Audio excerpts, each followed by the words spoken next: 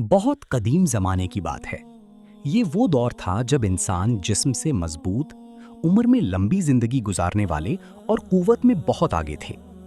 उन्हीं पुरानी कौमों में से एक अजीम कौम थी जिसे आद कहा जाता था। ये कौम अरब के इलाके अहकाफ में रहती थी। उनके शहर वसी और खुशहाल थे। उनके महल बुलंद, उनके किले मजबूत और उनकी ताकत मशहूर थी। कौम आद के लोग अपनी जिस्मी क़ुव्वत पर बहुत फ़ख्र करते थे। उनका कदो-कामत लंबा, बदन मजबूत और आवाज़ गरजदार होती थी। वो पहाड़ों को काट कर घर बनाते और बड़े-बड़े सुतून खड़े करते। दुनिया की कोई भी कौम उनके मुकाबले में खुद को कमज़ोर महसूस करती थी। इसी कौम में एक शख्स पैदा हुआ जो आगे चलकर सबसे ज़्यादा मुतकब्बिर और सरकश बना। उसका नाम था शद्दाद बिन आद। शद्दाद एक बादशाह के घर पैदा हुआ। बचपन से ही उसे ऐशो इशरत, ताकत और हुकूमत का माहौल मिला। उसके पास बेपनाह दौलत थी। सोना, चांदी, हीरे जवाहिर, लश्कर, गुलाम, सब कुछ उसके पास था। जैसे जैसे वो जवान होता गया, उसका गुरूर भी बढ़ता गया। जब उसने हुकूमत संभाली तो उसने अपने आप को सबसे बड़ा समझना शुरू कर दिया। उसके दरबार में हजारों सिपाही होते, वजीर उसके हुक्म के मुंतजिर रहते और लोग उसके नाम से कांपते। शद्दाद का मिजाज सख्त था। अगर कोई उसकी बात से इनकार करता तो उसे सख्त सजा मिलती। अगर कोई उसकी तारीफ करता तो उसे इनाम मिलता। धीरे धीरे लोग सिर्फ खौफ की वजह से उसकी इताअत करने लगे। तकब्बुर इंसान के दिल में धीरे धीरे जगह बनाता है। शद्दाद के साथ भी ऐसा ही हुआ। उसने अपनी ताकत को अपनी मेहनत का नतीजा समझा। वो भूल गया कि हर कुव्वत और हर नेमत अल्लाह की तरफ से होती है। एक दिन उसने अपने दरबार में कहा, दुनिया में मुझसे ज्यादा ताकतवर कौन है? कौन है जो मेरे मुकाबले में खड़ा हो सके? दरबार में खामोशी छा गई। सब लोग जानते थे कि अगर किसी ने सच कहा तो उसकी जान जा सकती है। इसलिए सबने कहा, जहां पनाह, आपसे बड़ा कोई नहीं। यही अल्फाज शद्दाद के लिए जहर साबित हुए। उसने अपने आप को लाजवाल समझना शुरू कर दिया। जन्नत का जिक्र और एक नया ख्याल। एक दिन कुछ लोगों ने उसके सामने आसमानी बातों का जिक्र किया। उन्होंने कहा कि अल्लाह ने मोमिनों के लिए जन्नत तैयार की है, जहां सोने की महल, चांदी की दरख्त, शहद और दूध की नहरें होंगी। वहां ना दुख होगा, ना मौत, ना तकलीफ। शद्दाद ने जब ये सुना तो उसके चेहरे पर मुस्कुराहट आ गई। उसने मजाक की लहजे में कहा, अगर जन्नत ऐसी होती है तो मैं भी ऐसी जन्नत बना सकता हूँ। मैं दुनिया का सबसे अमीर और ताकतवर बादशाह हूँ। उसने उसी वक्त फैसला कर लिया कि वो जमीन पर ही अपनी जन्नत बनाएगा, ऐसी जन्नत जो लोगों को हैरान कर दे। शद्दाद ने एक वसी और हसीन जगह का इंतखाब किया। उसने हुक्म दिया कि वहाँ एक अजीम शहर तामीर किया जाए। इस शहर का नाम रखा गया इरम ज़ातुल इमाद, यानी सुतून वाला शहर। दुनिया के हर कोने से माहिर मेमार, संग तराश, हुनरमंद और सुनार बुलाए गए। उन्हें हुक्म दिया गया, इस शहर में मिट्टी और पत्थर का इस्तेमाल नहीं होगा, सिर्फ सोना, चांदी और कीमती जवाहिर लगाए जाएंगे। मेहनत का सिलसिला शुरू हुआ।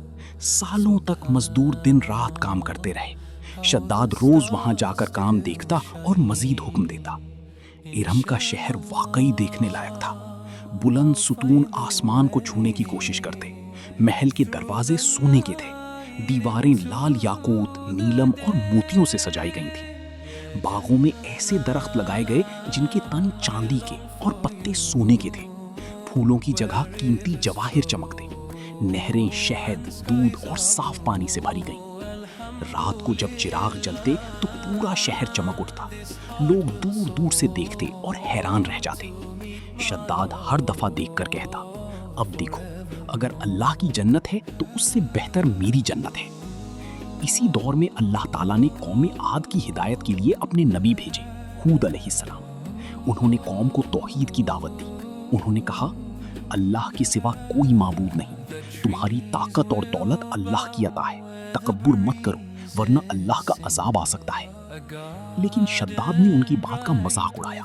उसने कहा, अगर अल्लाह मुझसे नाराज है तो मुझे रोक कर दिखा दे, मैं अपनी जन्नत बना चुका हूँ।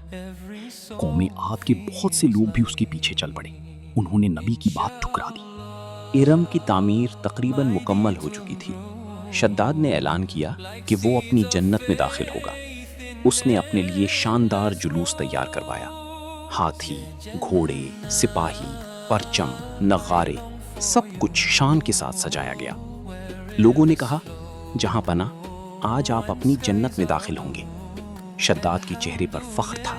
اس نے کہا، آج دنیا دیکھے گی کہ میں سب سے بڑا ہوں۔ جب وہ اپنی فوج کے ساتھ ارم کے دروازے کے قریب پہنچا تو آسمان پر بادل چھا گئے، ہوا تیز چلنے لگی، فضا میں ایک عجیب سی گھن گرج تھی۔ سپاہی گھبرا گئی، لیکن شداد نے کہا، یہ سب اتفاق ہے، میں نہیں ڈرتا۔ جب وہ شہر کے دروازے سے صرف کچھ قدم دور تھا تب اللہ کا عذاب آیا۔ کہتے ہیں ایک سخت آواز ہوئی، صرف ایک ہی چیخ جیسی صدا۔ وہ آواز اتنی شدید تھی کہ اس نے شداد اور اس کی پوری فوج کو اسی وقت ہلاک کر دیا۔ نہ تلوار چلی، نہ جنگ ہوئی، صرف اللہ کا حکم تھا اور سب کچھ ختم ہو گیا۔ ارم کا شہر لوگوں کی نظروں سے اوجھل کر دیا گیا۔ کچھ روایات میں آتا ہے کہ وہ زمین میں دھس گیا، کچھ میں ہے کہ ہوا نے اسے مٹا دیا۔ جو بھی ہوا، ایک بات واضح ہے، نہ شداد کا نام باقی رہا، نہ اس کی جنت۔ شداد کا واقعہ ہمیں یہ سبق دیتا ہے، تکبر سب سے بڑا گناہ ہے۔ انسان کی طاقت اور دولت صرف امتحان ہے، اللہ کے مقابلے میں کوئی نہیں ٹک سکتا۔ اصل جنت صرف اللہ کے ہاتھ میں ہے۔ قرآن میں بھی قوم عاد کا ذکر آتا ہے اور ان کے انجام سے عبرات حاصل کرنے کو کہا گیا ہے۔